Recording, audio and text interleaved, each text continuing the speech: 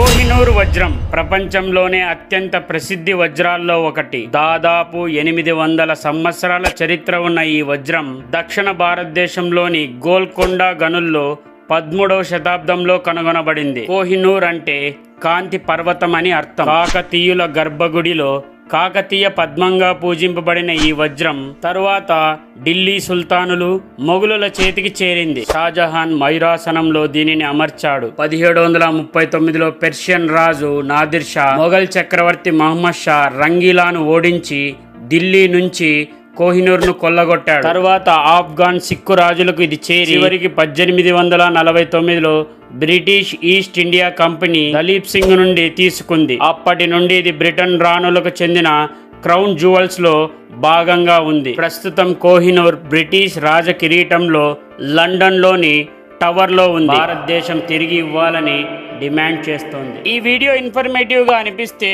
వీడియోను లైక్ చేసి ఛానల్ను సబ్స్క్రైబ్ చేసుకోవడం మర్చిపోకండి.